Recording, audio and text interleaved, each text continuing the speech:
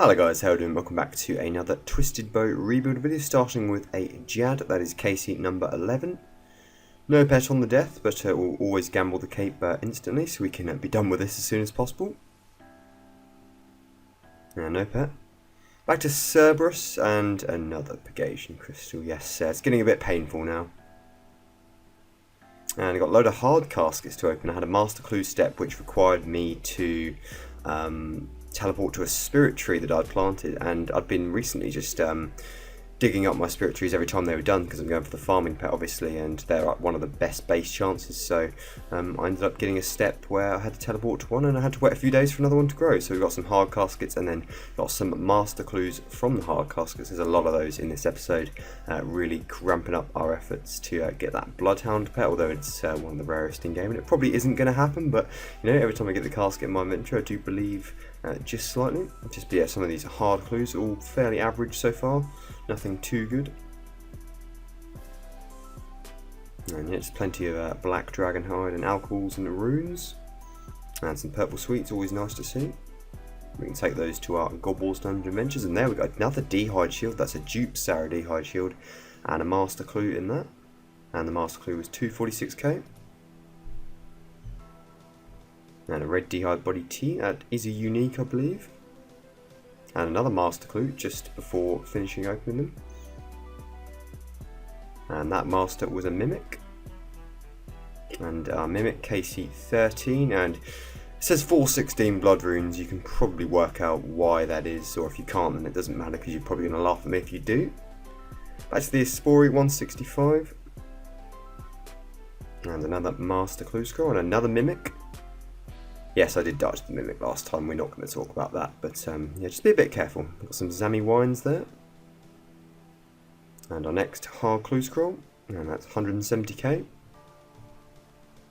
Back to Cerberus, quite a few of those tasks coming up on 1300 KC, no prims, and then another smouldering stone. That was one of the painful ones.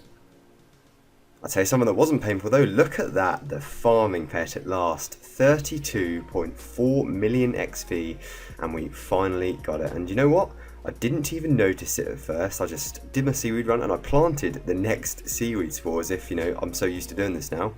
And then I looked and I thought, you know, hold on a minute, I heard a weird sound when I harvested that last one, and then look at that, we got the tangle root.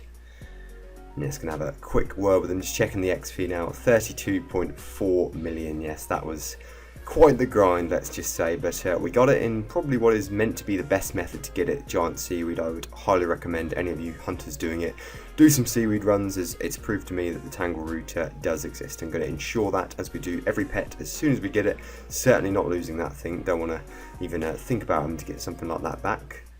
In the meantime, a load of spirit seeds and saplings stacked up in our seed vault. We are going to sell all of our seeds that we probably won't need, probably keep a few for farming contracts, but I'm going to sell the ones that will probably be useless and turn in these, and then probably make some decent profits. I've got a lot of giant seaweed in the bank too.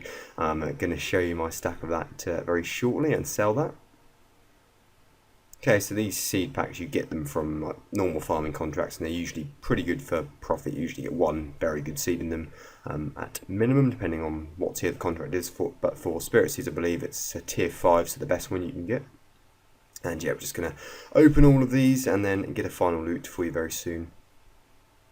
So my giant seaweed, almost 17,000, and that's not even all of it. I was selling some of it as I went before, but yeah, that's a lot. That's a lot of times we've harvested that.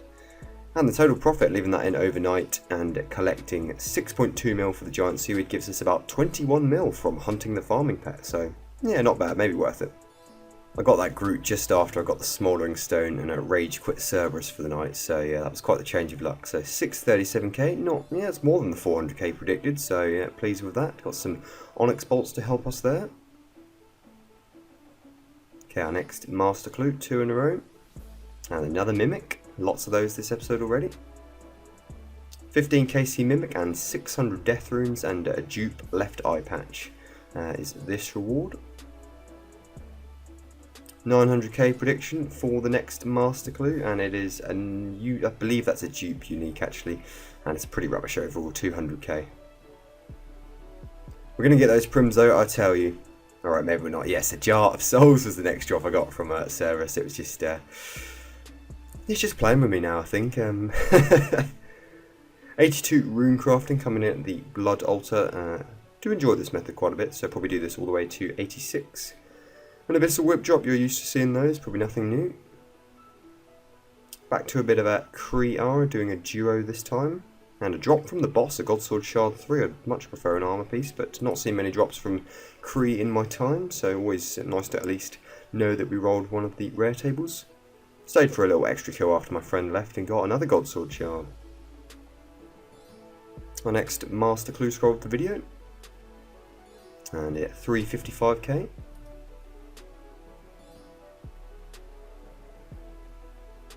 And 442k and a lesser demon mask, I believe a dupe, unfortunately. Quick crafting level, had a load of gems in the bank, so just got level 86 crafting quickly.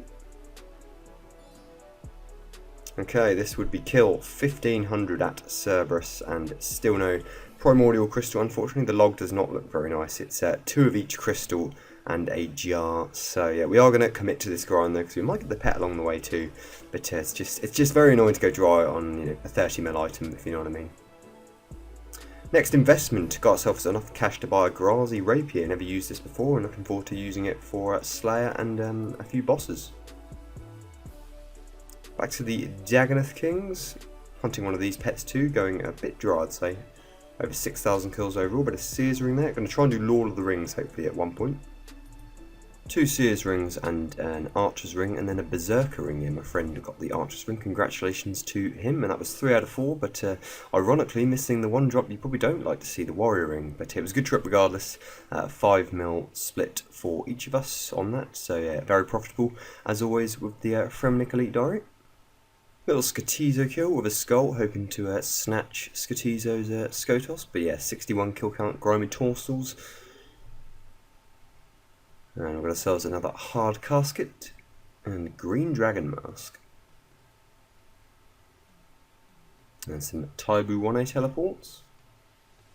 Another abyssal whip drop, always nice to see. Fowler giving us this master clue, and another mimic. That's 16 kill count mimic. We must be climbing up the high scores now, and a black demon mask, and that is a unique, I believe. Bit of a Sarachnis coming in. Just something I like to do sometimes in my spare time, or if I don't know what to do. One of Sarachnis' best features is the drop rate of hard and elite clues. Hard clues 1 in 40 and elite clues 1 in 65. So if you're someone who does a lot of master clues, this is a great way to get both of those tiers of clue scroll. Our next master clue, couple of magic seeds helping that, a couple of palm tree seeds too. Another hard casket and a dark cavalier. And some purple sweets. And some lumberyard teleports helping the value there. Now that's Skatizo down, that's 62 kill count now. I've got some battle staves. If you're wondering how I do so many Skatizos, if you do a lot of bursting tasks in the catacombs like Dust Devils and Necreals and also Abyssal Demons, then you will get a lot of totem pieces over time. And then as soon as you get either Greater Demons or Black Demon Slayer task, you can kill Skatizo. You can kill him anytime anyway, but yeah, it's a bit easier with the Slayer Helm. Got 3 hard clues to open here, got some purple sweets in that one. And just some rune and black dragonhide. And a nice master clue in the last one.